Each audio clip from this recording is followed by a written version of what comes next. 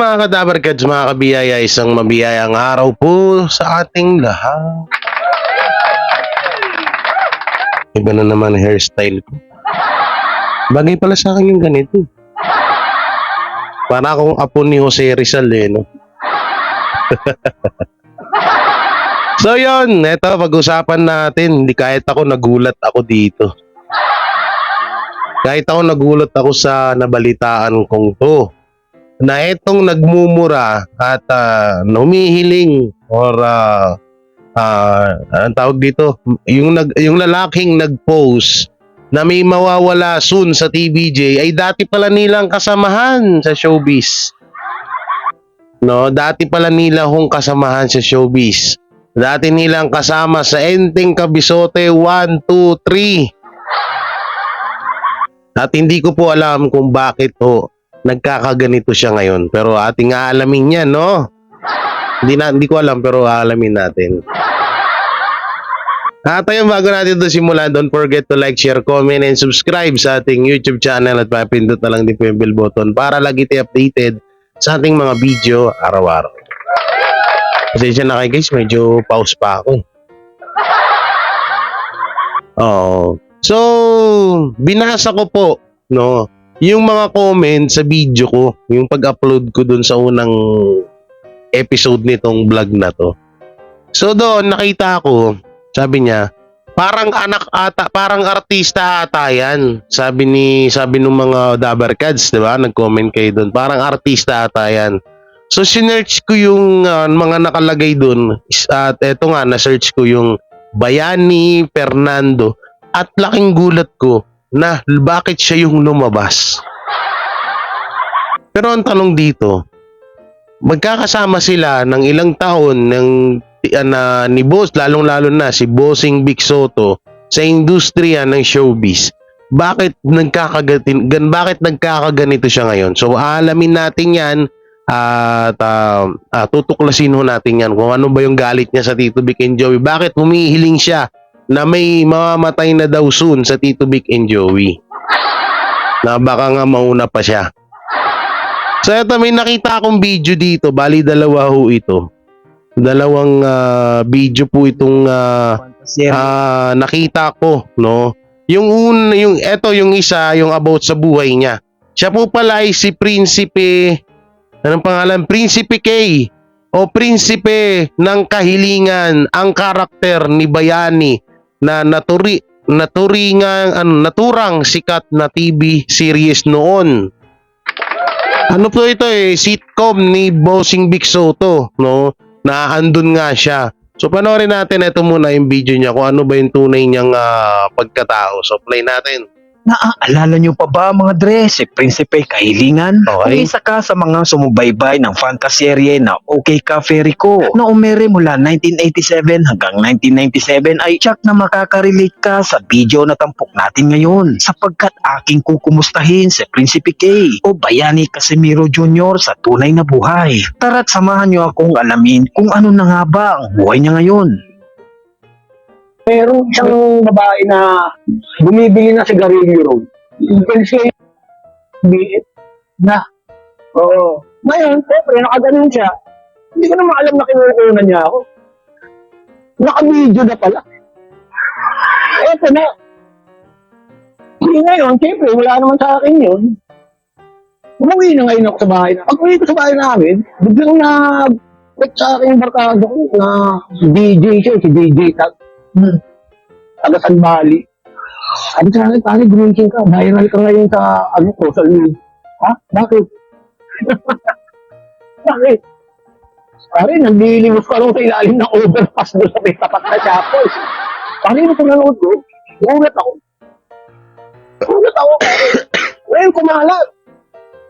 Kumalat yun. Nakarating kay Mike Enrique, kay Jessica sa GMA. Panoorin natin yung mamaya sa GMA. Pa rin tayo. Yun, biglang tumawag ng secretary sa akin, ni Jessica So. Tinatanong sa akin, baka gusto mo marinig yung side mo. Na talagang hindi totoo yan. Nung araw ng patay, kita kami ni Tito Sen, last year lang. Hindi, ito lang. Tito Sen. Yung 2022. Oo. Kasi, yung pamangkin niya, yung anak ni Kuya Maru, Soto, di ba nahulog sa ano yun? Apo. Si... Why do you refuse to Si Miko Soto, ba't mo dinamay pa dyan? Dinamay mo pa sa kwento mo. Okay. Soto. Di ba nakalibing? Oo, mamit okay. na din niya, doon na rin nakalibing. Eh, sakto, nandyan ako. Nakikita kami dito si Tito Sen. Sana kayo? Kasi, Kuya Maru, Kuya Bal, nanood kayo ng RHYTV channel sa YouTube. Na-picture ako dito. Mga datingan ni Kuya sa pananalita, medyo may conflict sa akin. Miss mo na rin. Nami-miss mo na rin ba sila, sir, mga trabaho? Ayun, tagal na kami din natikita eh. Kahit kami, nami-miss ka na namin sa, screen eh. Yung mga nabaliw sa akin, sa palabas na, ibigin ko na ako kay Kapere ko eh. Ako yung papasalamat. Tinatakilit niyo ako kung ano man. Sa mga nakalipas na 10 taon sa TV. Ako galak ng galak at nandiyan kayo sumusuporta sa akin. Yun. Ang pinagtataka ko lang ho dito, kasi marami akong video na napanood niya. Lagi ho siyang nasa kalsada ho siya nagpapa-interview do. So hindi naman malaking point, wala naman malaking diskusyonan doon. Wala man akong pakialam doon. Ang pinagtataka ko lang, ba't hindi sa mismong bahay niya siya magpa-interview? Kung maririnig niyo puro sasakyan na ba? Parang parang nasa daanan lang. O yan nasa Shell. Sa Shell pala eh. Tignan niyo tong sa GMA Hindi niya rin to bahay yung in-interviewan dito. Kundi tawag dito. Asan na yun? GMA, all the way. On the spot, Mr. Ladder, brothers for the stray. Hey! Ayan, ito. Bayani Okay, ito. Casimiro Jr. sa isang post. Mamaya na magsalita. Ay, si ano pa pala to si Mike Enriquez hindi ko ipapakita dyan kasi baka ma-CPR tayo. I-picture lang dyan pero ito yung video, no? So, papakita na lang natin dyan. Tawag dito. Takpan na lang natin to kasi baka ma-chupulangkot baby kumum tayo. Galit sa atin ng GMA eh. Kaya lagi tayong ini-strike niyan eh. Okay, panoorin natin. Umalman dating aktor na si Bayani Casimiro Jr. sa isang post sa social media tungkol sa kanya. Si Casimiro ang gumanap na papel na Prinsipe K sa palabas na OK Ka Fairy Ko. Ang inaalmahan niya ay ito. Pinagbuka daw siya sa post na pulubing namamalimos. Hindi raw ito totoo. Nakatutok si Rita Reyes. Kahit may kasalanan yung asawa mo, hindi ka nagaga. Nakilala bilang si Prinsipe K o Prinsipe ng Kahilingan noong dekada 90, si Bayani Jude Casimiro Jr. sa sikat na TV series na OK Ka Fairy Ko. Kaya naman marami ang nagulat nang lumabas ang Facebook post na ito. Sabi sa post, lagi raw nakatambay sa overpass malapit sa isang mall sa Parañaque si Bayani at namamalimos umano. Hinimok pa ng nag-post na maiparating kay Bossing Vic Soto ang umano'y kalagayan ni Casimiro na dati niyang kasama sa programa. Ang post na yan, wala raw katotohanan ayon mismo kay Casimiro. Wait lang. That's enough. English yun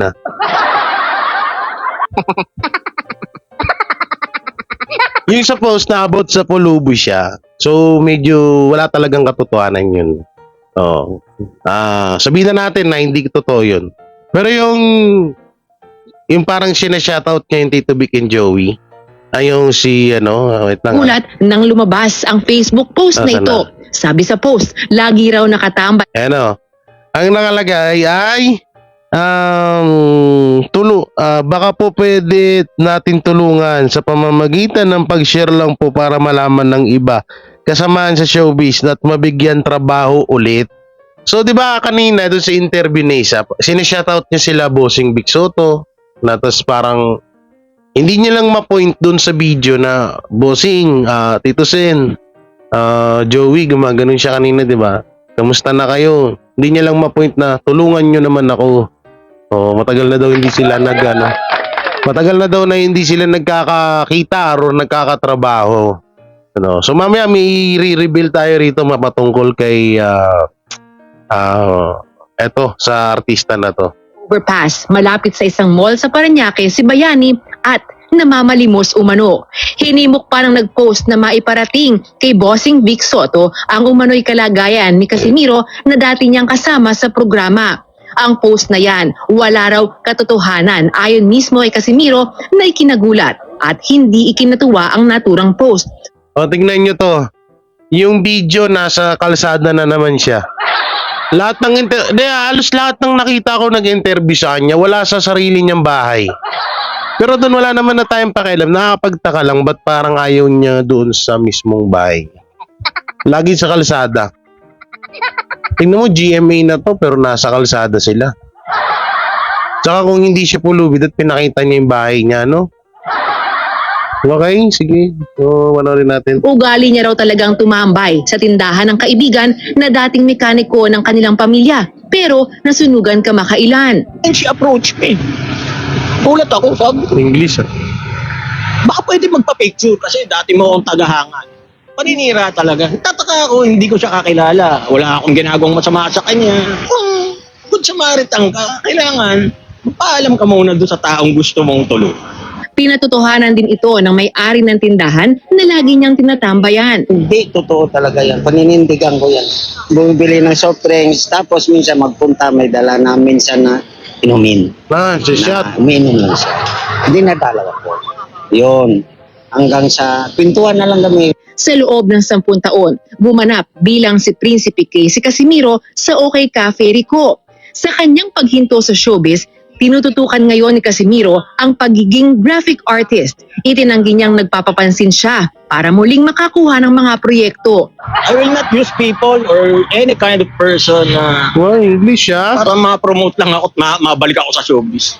Hamon niya sa taong nagpakalat ng maling impormasyon tungkol sa kanya, harapin siya at humingi ng paumanhin.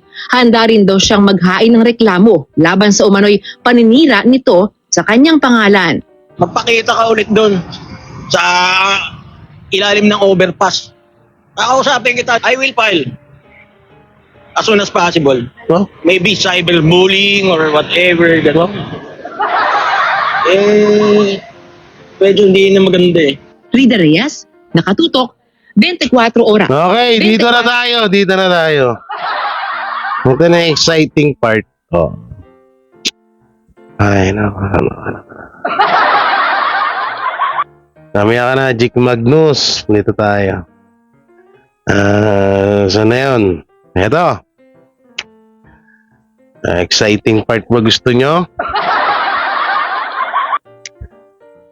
Sige, sa pinakadulo tayo. Dito muna tayo. Pakita muna natin yung mga comment ng mga... Ito. Una, baka kasi may mga nagsasabi dyan na ito ay dummy account or trolls. Kagaya ni Bespil. Joke lang. So ito, napatunayan ko na hindi nga ho siya dummy account. No? Isang lihitimong account ni Jude Casimiro or tinatawag na Bayani Casimiro Jr. o Prinsipe K. So ito, makikita nyo dyan sa screen, no? Nakabalandra. Ito kasi yung post niya. May mamamatay isa sa TBJ soon. Okay? Tapos may comment pa siya, just wait due to sickness. Kasi sa interview, nag-English din siya. So doon pa lang, siya nga to. Okay? Ito naman, nareplyan siya ng mga Dabarkads. Sabi nito ni Joel de los Santos, di ko sure kung sino. Manjujonda na yan. Believe me, at alam ko kulay ng hasang ng mga yan. 10 years kung kasama mga young deputang yan. Narinig nyo doon sa interview? Halos in 10 years na silang hindi nagkakasama. Na halos 10 years silang nagkasama ng Tito Vic and Joey or ni Bossing Vic Soto sa sitcom. So dito nabanggit niya rin yung about sa 10 years. Tapos yung mga salitang ganito, alam kong kulay ng mga hasang ng mga yan. Kung i-replay nyo yung video, yung dalawang interview sa GMA at dun sa vlogger, halos ganun po siya pumunto ng pananalita. Diba dun sa may, tingnan nyo yung about dun sa may pinapabalik niya yung nag-post na pulubi siya. No, punta ka dito sa ilalim ng ano at kakausapin kita, pero double meaning 'yun. No. Ito. Masama po mag-wish ng masama sa kapwa tao, may dahilan siguro kaya di nakapasok sa studio, baka kasi need ng register. Okay, yung iba kasing post hindi na namin naabutan kasi nga binura niya na. So eto kung isa kang dummy account, hindi ka magbubura ng post mo. Dummy account ka nga eh. So ibig sabihin, lihitin mong siya nga to, kaya niya binura yung post niya. Ngayon, nasa amin niya, kaya no choice na tong si Prinsipe K. Prinsipe K, shoutout sa'yo! Hirap kasi sa inyo. Itong hirap sa mga ibang tao. No? Pag hindi na pagbibigyan, kung ano-ano ang pinagsasabi. Tapos eto ikwento mo sa amin minsan, Jude Casimiro or mas tinatawag na Prinsipe Kahilingan, no? Baka pwedeng humiling na baka pwedeng mong sagutin kung ano nga ba talaga ang tunay na hasang ng Tito Vic and Joey. Baka mamaya sa kakasabi mo ng tunay na hasang, hindi mo alam sa isang small YouTuber, alam ko din pala ang tunay na hasang mo. Baka mamaya mas grabe pa pala yung hasang mo sa hasang ng Tito Vic and Joey. Baka yung sa Tito Vic and Joey kulay pula, sa'yo naman kulay green. Yan ang sinabi niya, majojonda na yan.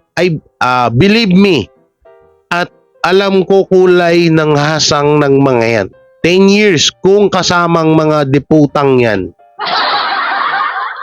Deputang yan ha.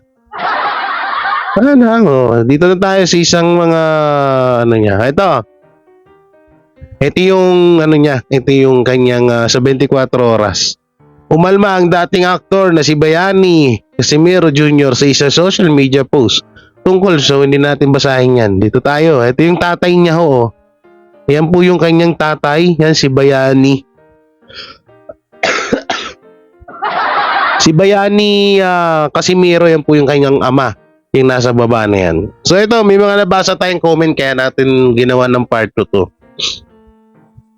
Parang si Prinsipe ng kahilingan niyan, sitcom dati ng Okay Ka Perico ni Bossing Vic Soto at Enteng Kabisote series. Di kaya nagtampo lang siya, pero imposible magagalit yan kasi close sila ni Bossing dati. I-explain ko sa inyo kung bakit siya nagtampo So marami dito wait lang, ito pa si Prinsipe Kahilingan sa Okay Ka Perico yan, movie ni Bossing, okay? Sa J, kung hindi ako nagkakamali, anak siya ng artistang si Bayani Casimiro, magaling na artista. Yan, okay. Inom lang ako tubig. Inuubo ako sa iyo, Bayani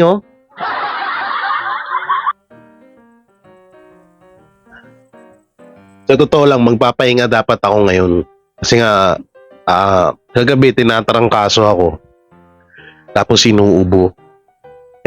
Kaso, hindi ako makakatulog sa sinabi nitong lokong to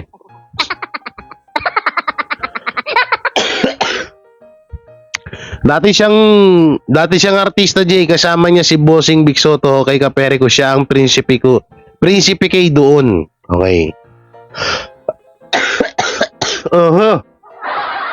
Artista nga po yan, lumabas sa Okay Ka Perico, anak ni Bayani Casimiro yan.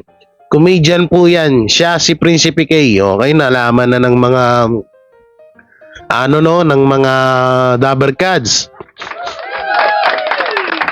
Si Mr. Casimiro ay gumanap ng Prinsipe sa mga movie ni Vic Soto noong araw.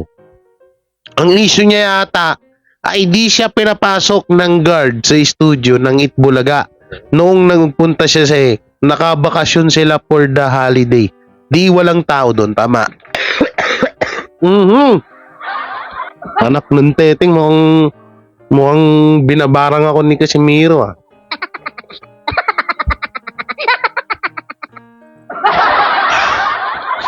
Alam mo, dito, maaaring dito nga siya nagalit sa hindi siya pinapasok dun sa studio. Alam nyo kasi ito. So, kung about nga dito sa sa hindi niya tawag dito, hindi niya yung hindi siya pinapasok kaya siya nagagalit sa Tito Vic and Joey. Una kasi ang pagpasok doon ay kailangan mong Gmail sa mismong Itbulaga ng Tito Vic and Joey. At dapat kasi siyempre sa liit ng studio nila, hindi naman kakasya yung 1,000 na tao dun. No, hindi kakasya yung ganung karaming tao. Kaya kailangan talaga magpa-schedule ka kung kailan ka pupunta dun. Ngayon, siguro ito si Bayani Casimiro Jr. ay baka tawag dito, baka feeling niya sikat pa rin siya. Kaya pagpunta niya doon, ako to si Bayani Fernando tuloy. Si Bayani Casimiro, yung dating kasama ni Bossing Vic Soto, artista ako. Kaso yung mga gwardiya ho doon, hindi naman siya kilala. At kahit sikat ka ho na personalidad, hindi naman ho ganun ho ang kakalabasan na porket sikat ka, papasukin ka kaagad doon. Hindi yung ganun yun, no? At ito nga yung pagpunta namin na Itbulaga, ganito. Ewan ko lang kung nahagip sa live ko yun kasi nung panahon na nandun kami, nag-live ako. So, may isa pong matandang babae. Hindi naman siya sobrang tanda, siguro mga 50, ganun. Sabi niya, ganito pala dito, palakasan. Nakita ko kasi nagbibideo siya. So kinausap ko siya, sabi ko, Nay, ganito kasi yan.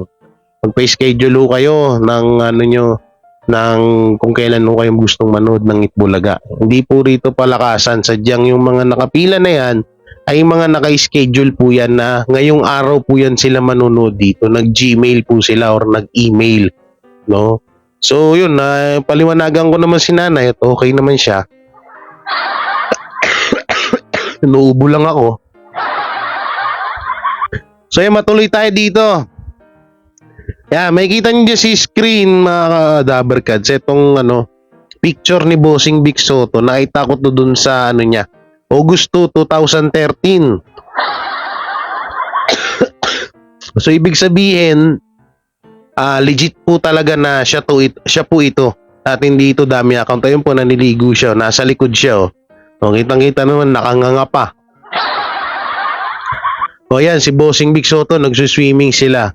So dito sa mga ganitong pangyayari, alam nyo, napakalaking bagay nito na isang Bossing Vic Soto ang makakasama mo sa isang happy, di ba? Kita mo, ito pa yung parang tawag dito yung anong tawag dito yung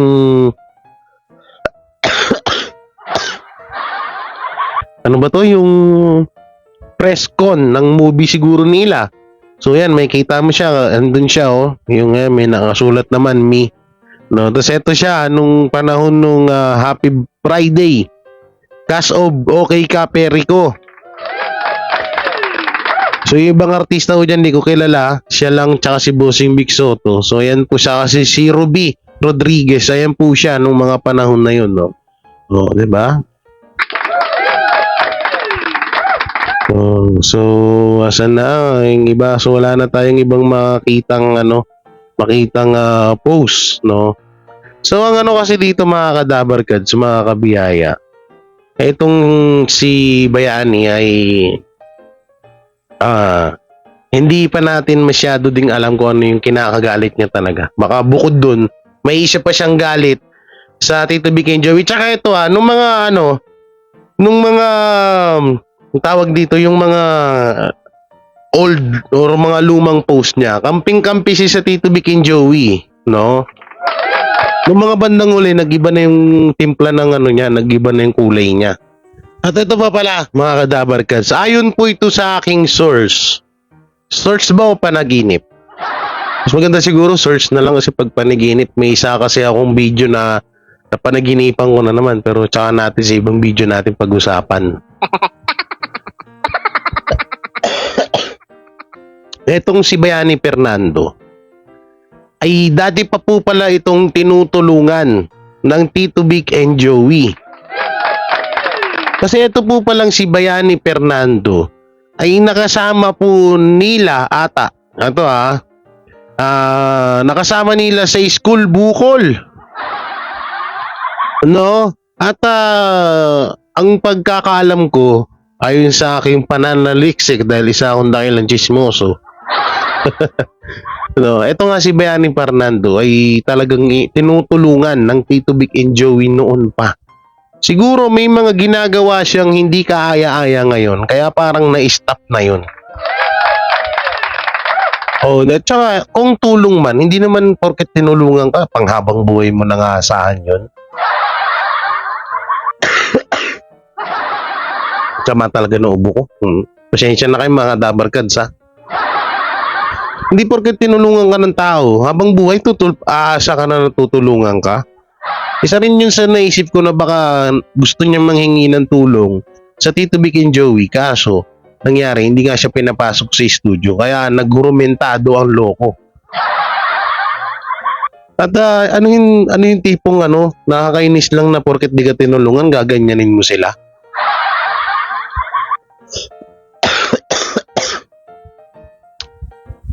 Ay nako.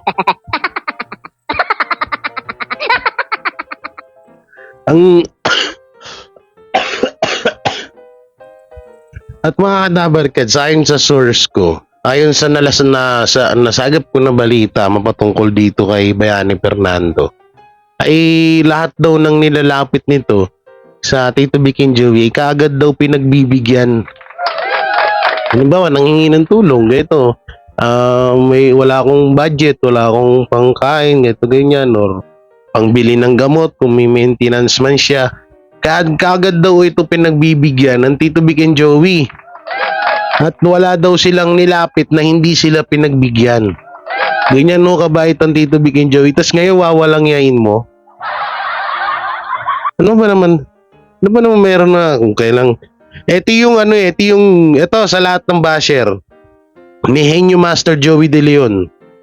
No, na sinasabi na tumandang paurong si Joey De Leon sa Henyo Master. Ito yung patunay. Ito yung sinasabi niyong tumandang paurong. Kung kailan tumanda, tsaka nagbubunga nga. Tsaka hirap sa ganitong tao, no? Tinulungan mo na lahat-lahat. Tapos, isang beses mo lang hindi napagbigyan kung ano na pinagsasabi sa'yo. Ni Kesyo, alam niya daw ang mga hasang ng mga yan. 10 years daw sila, 10 years daw na na niyang kasama yung mga yan, kaya alam niya daw yung mga hasang. Sige nga, interviewin nga kita. Interviewin ko kaya to, no? Tingnan natin kung ano yung sinasabi niya, alam niya hasang ng Tito Vic and Joey. Tsaka ito pa, ang kasi dito, tinulungan na ho ito ng Tito Vic and Joey, pero hindi ginamit sa maganda yung tinulong sa kanya.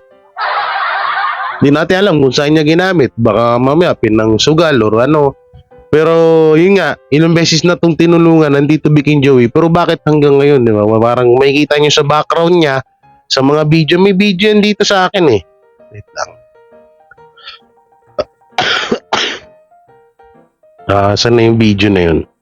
May video yan dito sa akin eh. Okay. Hinaan lang natin yung sounds.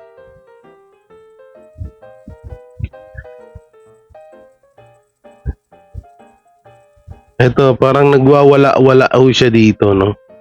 Parang siya, parang tawag dito, parang ano ba to? Parang lobat. Hindi natin alam bro, parang nagwawala siya tung sa video na to na nakita natin. So, tanggalin lang natin yung sounds kasi mahirap na at kasi may pinapatugtog siya eh. Nung may pinapatugtog siya na ano, eto, wait lang, i-play natin.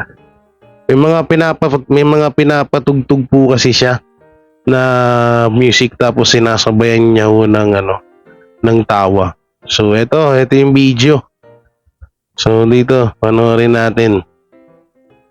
Yan, makikita niyo yan. I-play natin dito, no. Tingnan niyo. Kung isa kang ma-impluwensya at matinong artista, ba't kaya ganito? Tsaka kung ano pero in fairness, naka-computer siya. Pero titignan ko yung computer, parang computer shop. Parang computer shop po siya, hindi, may mga PC dito sa kabila parang kung ano siya, computer shop siya. Oo, kaya sabi ko, tingnan nyo gagawin niya dyan May sound siya pero hindi ko lalagyan kasi baka maka-copyright tayo. Tingnan nyo yung gagawin niya. Ayan po siya ngayon. Ayan po yung si ayan, wala. Ayan. Wala nang ginagawa. Diba? Computer shop kasi may PC pa dito sa kabila Ano mo yung gagawa nito? Galit na galit ala, sige, ala. Dildil pa yung mukha. Ala, sige. Ang tugtog kasi nito, rock and roll, nag-ano siya, nagda-dub mash. Parang yung kay Main Mendoza. Kaso dito parang, so, she's wild. Parang overacting na yung ginagawa niya rito. Hindi ko alam kung anong meron na nakain to at nagkakaganito siya.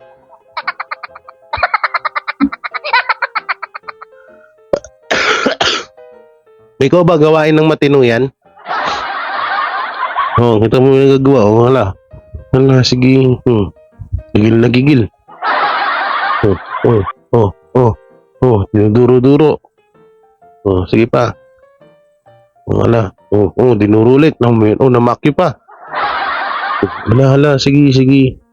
Ikaw ba, kayo guys, gagawin yan? Diba sabi niya kanina, hindi daw siya nagpapansin sa social media para makabalik sa showbiz.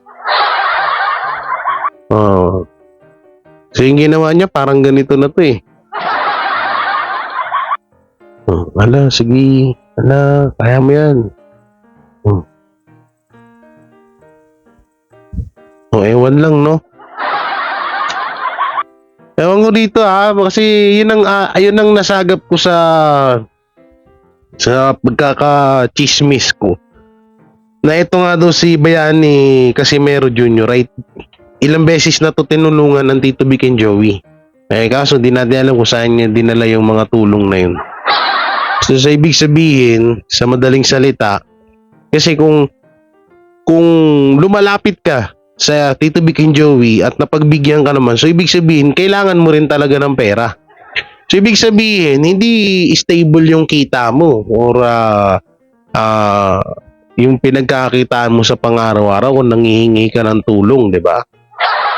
Kahit ako nangihingi ako ng tulong minsan sa mga kakilala ko kasi hindi naman talaga stable yung ano ko So ganito rin to kay Bayani, kay Jude ba? Kay Jude Casimero Jr. or Bayani Casimero Jr.